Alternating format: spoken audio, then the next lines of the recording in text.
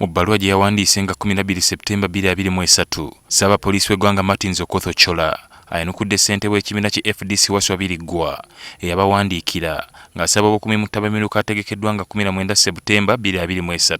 Ochola aganye okusaba kwa Birigwa n'ategeeza nti ekibiina ki FDC kyamuwandiikira dda nga kyemulugunya ku TTABAMIRUKA ono kale nga kiyinza okuleetawo obukuubagano okuva eri enjuyi zombi. Sikasinga ensonga zino bazitwale mu kkooti tusobole okufuna ekiragiro ekiva mu kkooti mu mateeka. Awatali ekyo poliisi si nteefuteefu kugenda mu maaso na kuwanirira byakwerinda mu lukuŋŋaana luno okutuusa nga ekibiina kisobodde okuvaayo n'ekifaananyi ekituufu n'ennongosereza entuufu. Tukitegedde Pulezidenti w'ekibiina kino Patrick Amuriat n'atukakasa nti ddala baawandiikira poliisi nga bayita mu kakiiko k'ebyokulonda nga bawakanya TTABAMIRUKA ono kubanga baali bategese omulala nga mu October 2023. Advising those who intended to come to this meeting that there is no meeting on the 19th and that, you know, if they came it would be in futility and that, you know, we as the FDC will not take responsibility. Ebagobye ne bagamba tesobola bawa bukuumi kubanga olukiiko teruli mu mateeka. Mu kawaayiro namba 23 akatundu ak'okutaano mu ssemateeka wa FDC, ssentebe w'ekibiina alina obuyinza okuyita TTABAMIRUKA w'ekika kya Extraordinary Delegates Conference singa asalawo oba singa asabibwa olukiiko olufuzi olw'ekibiina lu National Executive Committee. Wabula Amuriat agamba walina okubeerawo okwebuuza ku ssaabawandiisi w'ekibiina ekitaakoleddwa mu mbeera eno. And in his usual manner he said, you know, I am a Katwe boy, I'm made from Katwe, I'm prepared to fall on the sword. I think you do not treat matters of the party as casually as that. There are people who are elected as delegates to the National Delegates Conference already. If the chairman wants to invite people using that power, he should invite the current delegates.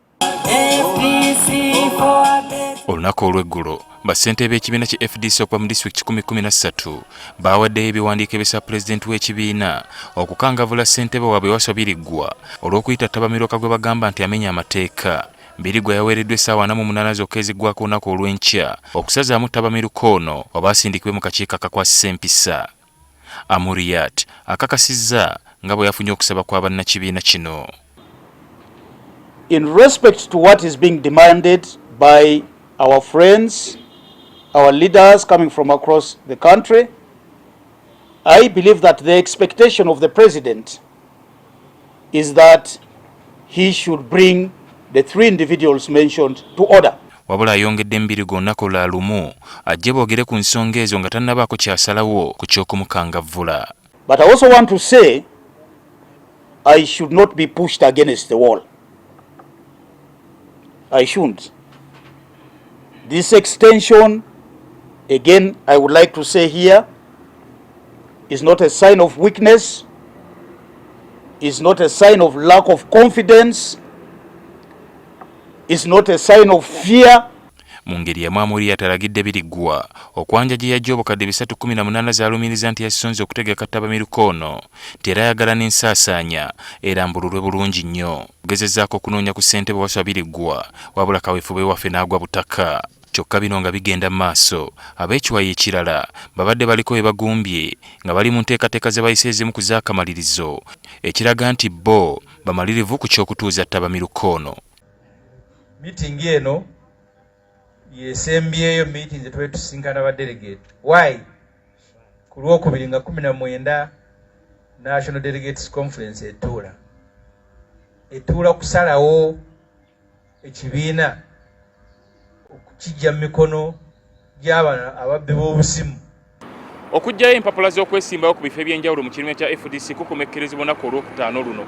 Wabula Pulezidenti w'ekibiina Patrick Amuriat agamba nti bannakibiina tebeekanga kyanaaba asazeewo okwongerayo ekisanja ekirala oba nedda.